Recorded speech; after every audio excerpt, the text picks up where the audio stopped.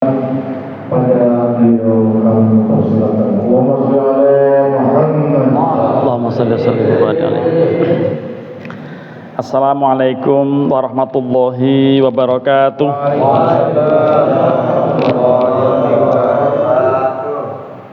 Bismillahirrahmanirrahim. Alhamdulillahilladzi ja'alana minal aidina wal faizina wal maqbulina wal maghfurin. Asyhadu an la ilaha illallah al malikul haqqul mubin wa asyhadu anna muhammadan abduhu wa rasuluhu shadiqul wa'dil amin.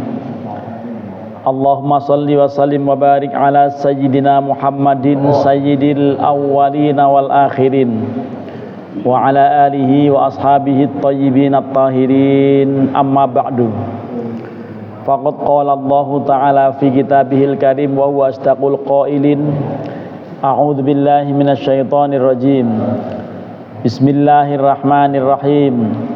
Wasari'u ila maghfiratin mir rabbikum wa jannatin 'arduhas samawati wal ardu u'iddat lil muttaqin.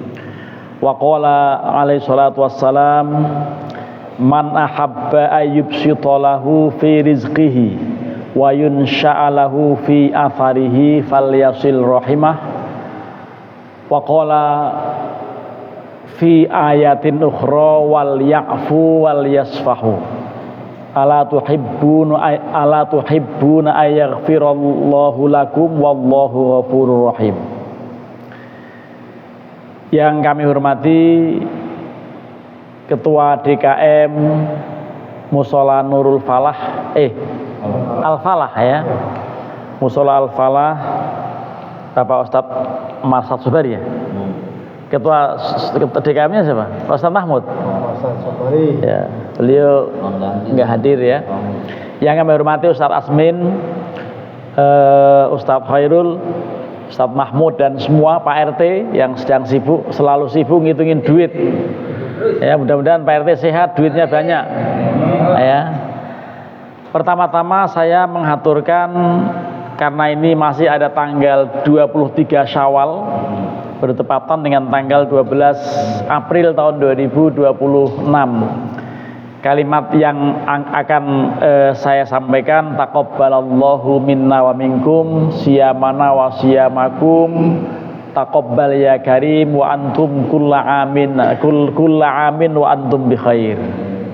Mudah-mudahan Allah berkenan menerima semua amal aktivitas ibadah kita, puasa kita, taraweh kita, zakat kita, tadarus kita, dan semua yang kita lakukan di bulan suci Ramadan. Mudah-mudahan Allah terima. Dan sekarang ini kita memasuki bulan Syawal, sudah hampir habis. Dan Syawal itu maknanya adalah irtafa'a wa irtaqo. Irtafa'a artinya naik, irtaqo artinya meningkat gitu ya. Jadi seyogianya di bulan Syawal kita bisa meningkatkan kualitas iman takwa kita pada Allah Subhanahu wa taala. Karena selama bulan suci Ramadan kita digembleng. Kita berada di kawah condro, di mukonya Ramadan. Sehingga semangat untuk melaksanakan berbagai aktivitas mulia ini kita pertahankan, dan mudah-mudahan kita selalu istiqomah. Amin.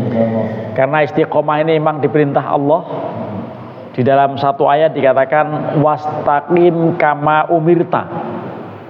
Dan istiqomahlah seperti yang engkau diperintahkan oleh Allah untuk istiqomah.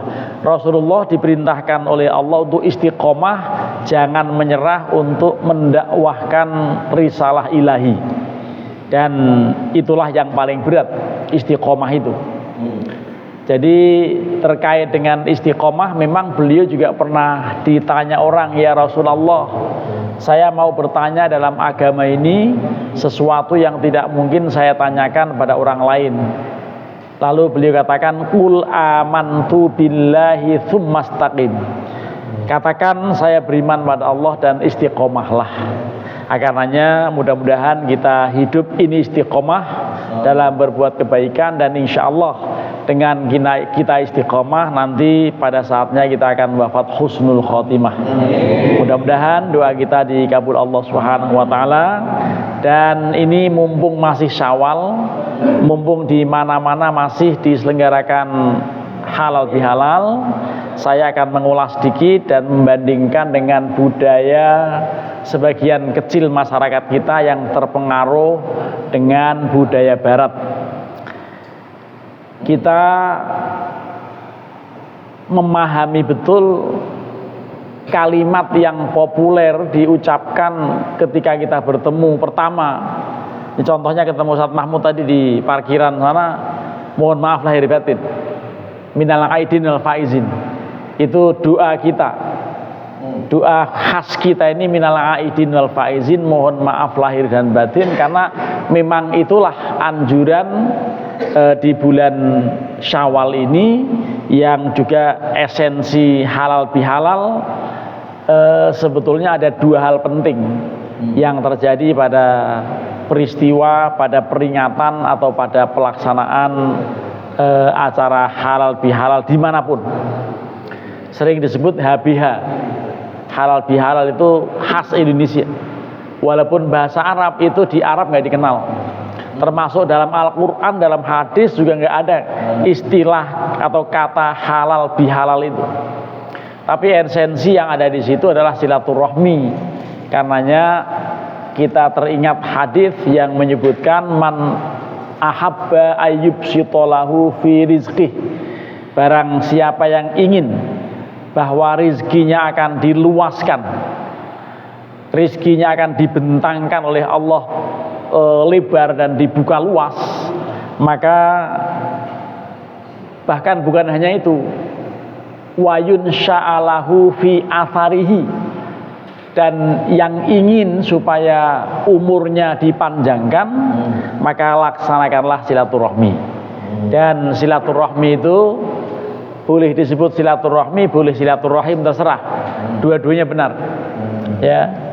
Itu tradisi kita, anjuran Allah, anjuran Rasulullah. Kalau mencari ayat tentang silaturahmi, antara lain di dalam surat An-Nisa ayat pertama itu ada kalimat wattaqullahal tasaaluna bihi wal arhama. Bertakwalah kalian pada Allah yang kalian selalu menggunakan namanya. Kita sering menggunakan nama Allah. Yang konkret kita menyebut Bismillahirrahmanirrahim setiap mau menjalankan aktivitas kebaikan. Tetapi kalaupun tidak membaca Bismillah, dalam doa kita selalu menyebut ya Allah, Allahumma, Rabbana, Ilahi, dan seterusnya. Jangan hanya disebut-sebut namanya, tetapi sebut namanya lalu bertakwalah kepada Allah yang selama ini kita sering menggunakan nama Allah. Mudah-mudahan bapak-bapak dan kita semuanya selalu dalam semangat untuk meningkatkan kualitas ibadah kita di bulan-bulan yang akan datang, di bulan Syawal, lalu juga di bulan Dzulqa'dah, lalu Dzulhijjah, lalu Muharram ya. Lalu apa setelah Muharram? Saya apalnya bukan yang bahasa Arab, apalnya yang bahasa Jawa. Ya, ada bulan-bulan Jawa itu, yaitu Suro, Sapar, Mulut, Bodo Mulut, Mati Lawal, Mati Lakir, Rejeb, Ruwah, Poso, Bodo, Dzulqaidah. Nah, saya malah hafal itu. Tapi itu mirip dengan nama-nama Arab itu. Jadi ketika dikatakan Suro karena itu Muharram, hari Asyura. Lalu Sapar karena itu bulan Sofar. Suro, Sapar, Mulut kenapa? Karena Maulid. Itu Rabiul Awal. Bodo Mulut kenapa? Karena habis muludan. Ya, bodo itu bakdo, bakdo itu setelah itu mulut berarti Rabiul Awal, Rabiul Tsani. Lalu Jumadil Awal itu Jumadil Awal juga. Lalu Jumadil Akhir, sebetulnya Jumadil Akhir. Ya, lalu Rajab. Lalu Rajab, Rejeb ya. Lalu Ruwah itu Sya'ban. Lalu Poso itu Ramadan. Dan kemudian Bodo itu Syawal. Dzulqaidah itu Dzulqa'dah. Besar itu Dzulhijjah. Jadi ini saya diajari ibu saya itu. Saya lebih apal itu dulunya ketimbang Januari, Februari, Maret, April, Mei, Juni, Juli, itu belakangan. Nah, oleh karenanya kita diingatkan, mudah-mudahan di bulan-bulan berikutnya ini kita bisa membawa semangat Ramadan untuk selalu bersemangat istiqomah dalam beribadah. Bapak dan Ibu sekalian, saudara sekalian, silaturahmi selain dalam hadis, juga dalam Al-Quran, khususnya Nabi menyebutkan begini, laisal wasil bil mukafi walakinnal wasil man idza quti'at rahimuhu wasolaha. Tidak disebut sebagai orang yang bersilaturahmi secara ideal, secara tepat atau secara ideal, secara baik, orang yang sekedar mengunjungi atau membalas kunjungan atas kunjungan. Berhubung kita telah disumbang, kita nyumbang. Berhubung kita telah dikunjungi, kita mengunjungi. Bukan hanya itu. Silaturahmi itu adalah idza quti'at rahimuhu wasolaha. Ketika silaturahmi pernah terputus, persaudaraan terputus bertahun-tahun akibat rebutan warisan, persaudaraan berseteru akibat saingan bisnis, ya, persaudaraan berseteru akibat rebutan tinggalan dan lain-lain, maka yang paling ideal silaturahmi itu adalah pihak pertama yang berusaha untuk menyambung kembali hubungan yang sudah putus itu. Kalau yang kunjung-mengunjung gampang itu, ya, itu nggak ada beban apa-apa. Tapi yang bebannya berat adalah orang yang pernah sakit hati lalu sanggup memaafkan. Nah, sebagian masyarakat kita terpengaruh dengan tradisi orang Barat dalam Google, dalam macam-macam. Itu kalau Google tiada maaf, YouTube termasuk tiada maaf. Saya punya ribuan video itu dibrandel habis tanpa ampun gara-gara saya dianggap melakukan pelanggaran bullying anak. Karena apa? Anak saya sedang hitan, saya syuting dan saya upload. Padahal maksudnya memberi edukasi masyarakat, ini loh cara menghitan tujuannya apa dan seterusnya. Edukasi itu yang penting. Ketika membuka perban juga saya, itu intinya itu yang kemudian dinilai sebagai bullying gitu. Padahal maksudnya apa? Maksudnya itu ini edukasinya kenapa orang perlu hitan, karena di situ mengandung najis yang supaya sholatnya sah, supaya sholatnya tidak terganggu, maka tetap diwajibkan sunat walaupun namanya sunat tapi hukumnya wajib. Sebetulnya itu nilai edukasinya. Tetapi ternyata YouTube betul-betul membrandel semua, dibombardir seperti Amerika membombardir Iran itu. Tapi Iran nggak mau kalah, dibombardir juga pangeran militer semua yang ada di, kan begitu tuh. Sekarang gencatan senjata dan belum sepakat untuk seperti apa kelanjutannya. Tapi kalau misalnya berlanjut, siap-siap BBM bisa mahal sekali. Sekarang yang udah mahal plastik, sudah 50% naiknya. Itu semua jenis plastik. Ya, padahal itu sangat diperlukan di dalam berbagai macam acara itu. Plastik itu sudah naik. Nanti kalau perang berlangsung lagi, BBM naik dan semua naik, yang turun cuman kolor. Jadi nanti ini akan terjadi seperti itu kalau tidak berhenti. Karena itu sangat mempengaruhi ekonomi dunia, ya, pergerakan perdagangan internasional itu melalui Selat Hormuz itu. Dan Hormuz ternyata itu nama orang panglima perang yang perang tanding dengan Khalid bin Walid, dan waktu itu tewas dia oleh Khalid bin Walid. Tapi karena Iran ini patriotismenya sangat tinggi, maka dinamakan, diabadikan Selat Hormuz itu nama orang gitu. Dan ini kebiasaan masyarakat barat, sebagian kita juga ingin menirunya. Dan tidak sebaiknya kita meniru, karena apa? Mereka mengatakan, saya sudah maafkan, tetapi jangan Anda anggap saya telah melupakan. Jadi memaafkan tapi tidak melupakan, itu namanya apa kalau bukan dendam? Ya, saya telah maafkan tapi saya nggak sanggup untuk bertemu. Dan terus apa? Ya, saya telah maafkan tetapi saya tidak bisa dan tidak sanggup melupakan. Itu budaya seperti itu sebagian kita tiru, dan seyogianya harus kita koreksi kalau ada orang yang punya anggapan seperti itu. Karena apa? Rasulullah Muhammad SAW itu adalah qudwah hasanah bagi kita. Rasulullah kurang apa ketika beliau kembali bisa menguasai Makkah dalam Fathu Makkah yang membawa pasukan ribuan bahkan puluhan ribu. Itu beliau tetap memiliki sifat al-afwu indal muqaddarah, tetap memberikan pemaafan walaupun mampu. Luar biasa beliau.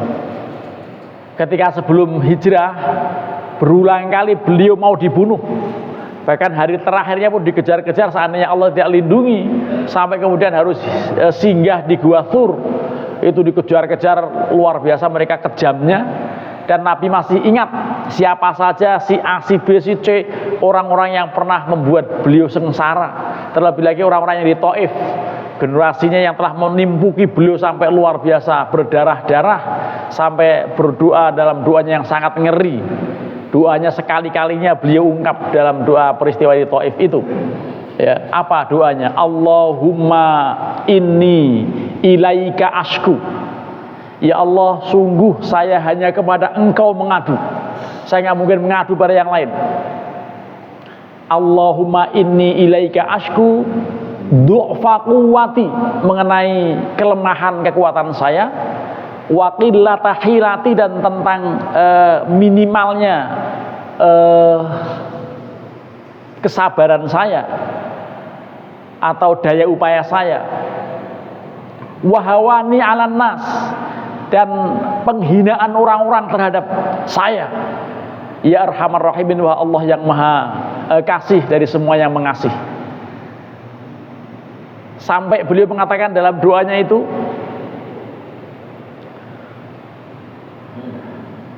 yang sangat membuat kita bisa menangis. Karena apa? Karena beliau waktu itu meninggal Khadijah dan juga pamannya yang selama ini melindungi.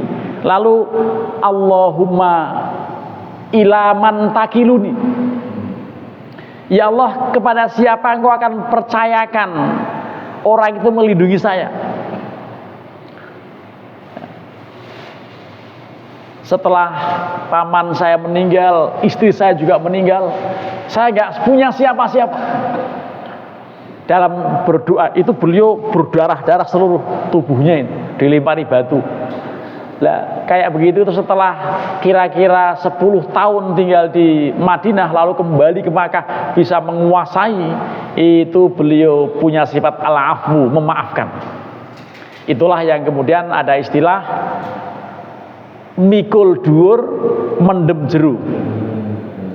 Yang baik-baik dipikul, diperlihatkan, tetapi yang jelek-jelek dipendem, disilipkan serapet-rapetnya.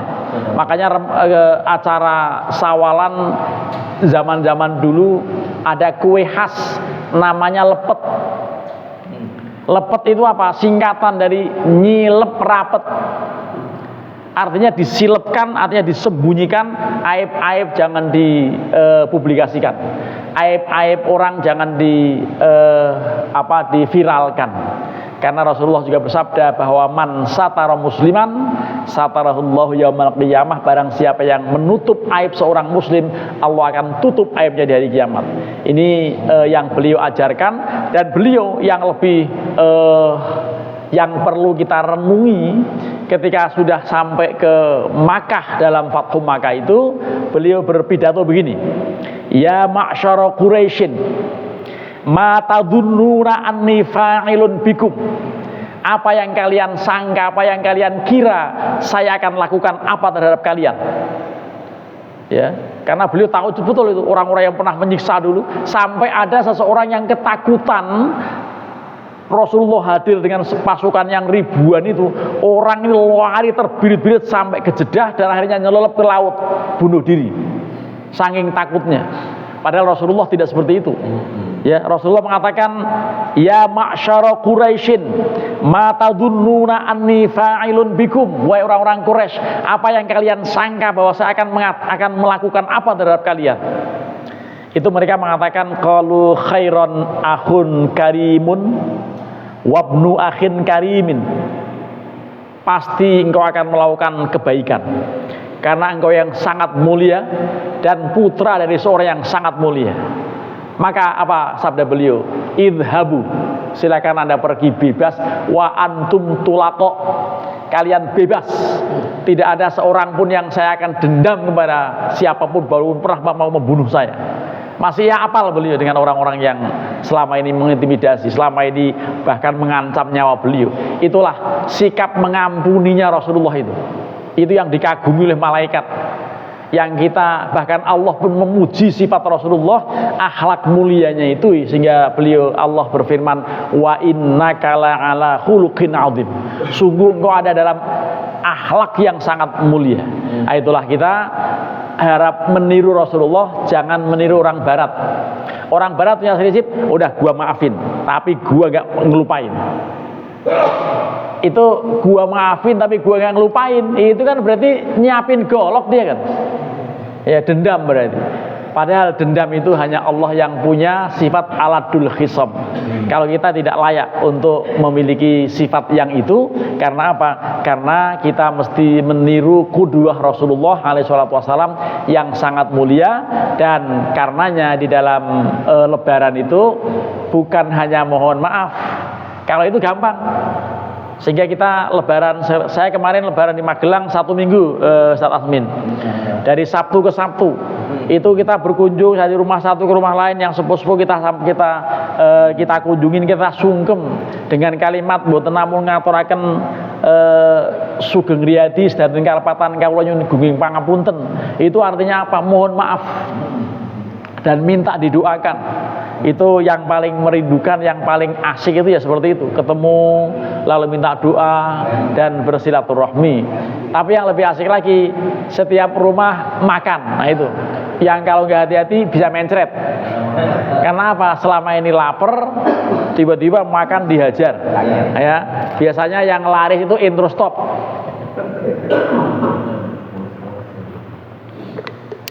Di hari lebaran yang laris itu obat mencret. Kenapa? Karena kita kadang-kadang makan sembarangan. Nah itulah.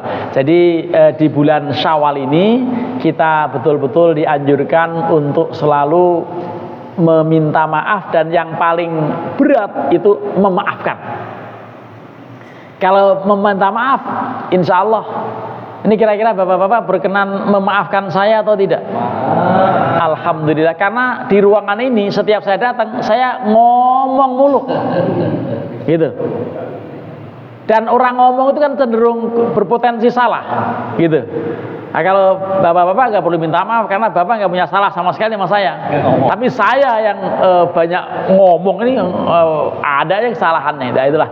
Jadi saling memaafkan, dan mudah-mudahan kita bisa betul-betul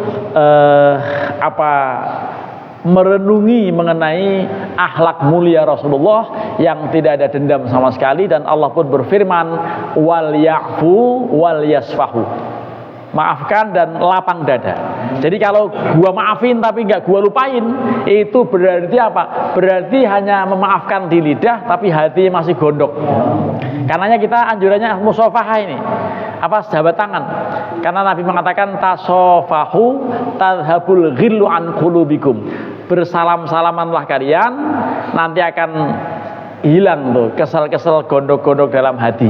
Nah, mudah-mudahan kita bisa ternasihati dengan peristiwa Rasulullah yang luar biasa, karena beliau mengatakan idhabu fa antum at-tulaqa, pergilah kalian dan kalian bebas. saya tidak akan dendam pada seorang pun, tidak dendam pada seseorang pun, walaupun orang itu pernah dulu saya diapain. Itu akhlak mulia Rasulullah, ya, yang luar biasa. Lah inilah kita mesti meniru akhlak-akhlak yang seperti ini, ya, karena memang beliaulah panutan kita. Dan laqad kana lakum fi rasulillahi uswatun hasanah, sungguh pada diri Rasulullah terdapat suri tauladan yang bagus bagi kalian semuanya, bagi kita semuanya. Mudah-mudahan bermanfaat. Mohon maaf, minggu yang lalu saya ditugasi oleh Ustadz Mahmud, tetapi saya nggak bisa hadir karena sedang halal bihalal juga di masjid tempat saya tinggal, sehingga ada di sana. Terakhir sekali nih gini, hari ini saya tadi diwawancarai Radio El Sinta terkait dengan 2 orang wanita yang tidak tahu adab soal bagaimana akhlak terhadap Al-Quran. Di Lebak ada seorang wanita yang kehilangan kosmetik, tahu lipstik, tahu apa, lalu menuduh temennya bersumpah tidak mengambil, tapi yang menuduh yakin dia yang ngambil, gitu. Dia menyangkal tidak ngambil. Akhirnya apa? Dua-duanya kalau berani ayo injek Quran. Akhirnya yang satu itu menginjak Al-Quran, disoting sama yang satunya, dua-duanya ditangkep sama Kapolres Lebak. Mampus orang tuh. Karena apa? Nggak ngerti. Kita akhlak pada Quran itu kalau misalnya jatuh nggak sengaja, anjurannya untuk diangkat 7 kali di atas kepala. Kalau habis ngaji kemudian kita cium di ujungnya itu, gitu. Saking kita dianjurkan betul untuk akhlak pada Al-Quran. Nah ini Quran diinjek, ya, sambil disoting.